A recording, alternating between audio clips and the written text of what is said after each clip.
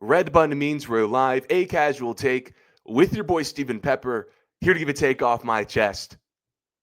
What did I say on Wednesday? What did I say?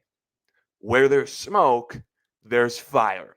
And as much as I didn't want to believe Ricky Scoops, of all people, who had this report, and as much as I thought that Jerry Jones wouldn't trade a player of Micah's caliber, I saw way too many Packers reporters, writers, podcasters, even a former player get in on this that I couldn't help but have fun and smell the smoke. And that smoke led me to a fire, a massive fire.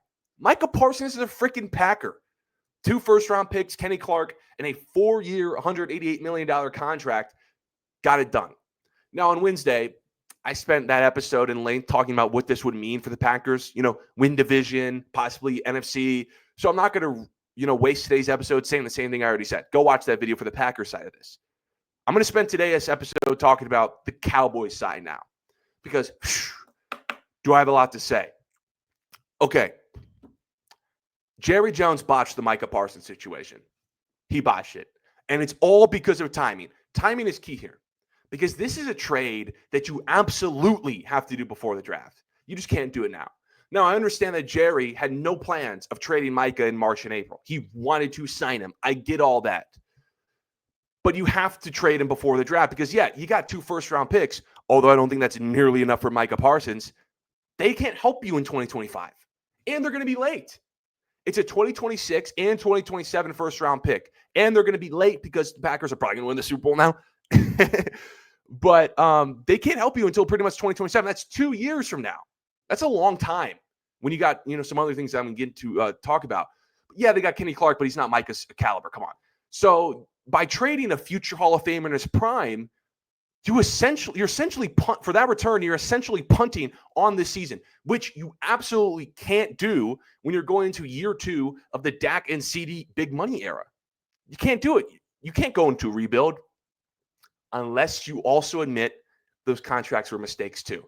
But I've been saying for a year, those contracts didn't have to be mistakes had Jerry Jones would have just taken care of his guys earlier, would have saved a lot of money, would not have been in this situation in the first place, would have had all 3 of these guys. What did Bill Barnwell say of ESPN? Cowboys reportedly could have saved like $100 million in contract disasters because he could have paid Micah last year, pre-TJ Watt, pre-Myles Garrett. Could have done it. Would have saved him about $5 to $7 million. But he had to pay Dak and CD last year. Had to pay him the highest paid quarterback, highest paid wide receiver. But it didn't have to be that way had Jerry taken care of them the previous year. And you wonder why the Cowboys haven't been to, not a Super Bowl, an NFC championship game in 30 years. Because Jerry's the GM. He can't do both. Listen, in today's era, to go to a Super Bowl and win it, you got to have a smart and savvy GM. Go ask the Eagles, go ask the Chiefs how that's working for them. Okay? They're winning all the Super Bowls now. Because these GMs, they build such great rosters by when they have star players, they take care of them early. They get creative. They backload the contract so they can still have those big money guys and have all the supporting cast around them. Jerry just doesn't think like that. And that's why I said when Micah Parsons demanded a trade, Jerry Jones is unfit to run the Dallas Cowboys. I view him just like I did our former president. He's just not the same guy like he used to be. Okay, this isn't Jerry the 90s. He's just not as sharp. Jerry should have saw this coming.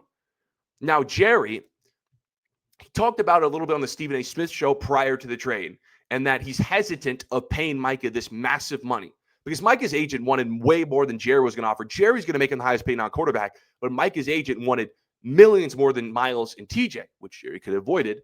But Jerry was hesitant because Myles Parsons' contract could have equated to 3 Pro Bowlers if he lets Parsons go. And that's what Jerry thinks this does. Kenny Clark and those 2 first could make the Cowboys a better team than they had with Micah Parsons. And some people agree.